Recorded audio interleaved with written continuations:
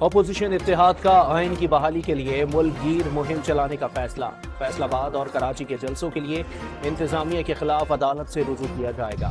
Peoples party کا پنجاب میں ازسر نو تنظیم سازی کا فیصلہ، تاثر دیا جا رہا ہے کہ پیپلز پارٹی کمزور ہو چکی، راجہ پرویز اشرف کی میڈیا سے گفتگو۔ آئی ایم ایف کی نگراں حکومت کے اقدامات کی تعریف، موجودہ حکومت کو نگراں دور کی معاشی پالیسیوں پر عمل درآمد جاری رکھنے کا مشورہ دے دیا۔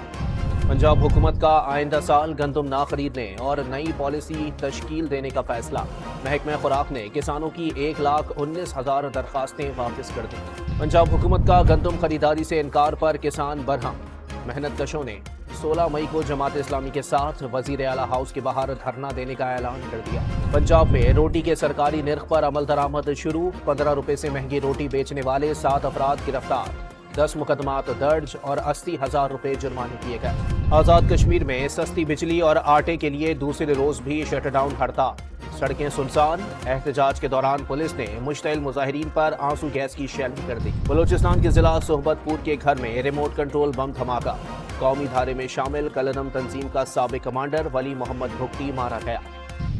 پشاور کے علاقے پشت خرہ میں پرانی دشمنی پر ایک شخص پر پیٹرول چھڑک کر آگ لگا دی گئی، متاثرہ شخص نے اسپتال میں دم توڑ دیا، ملزمان کی تلاش شروع۔ آئی لینڈ سے قومی ٹیم کی شکست کے بعد چیئرمین پی سی بی 2 روزہ دورے پر ڈبلن پہنچ گئے۔ محسن نقوی کی کوچ اور کپتان سے ملاقات، آج ٹیم سے ملاقات ہوگی۔ اور اذلان شاہ ہاکی کپ ٹورنامنٹ کے فائنل میں پاکستان اور جاپان مد مقابل، میچ ملیشیا کے شہر ایپوا میں کچھ دیر بعد شروع ہوگا۔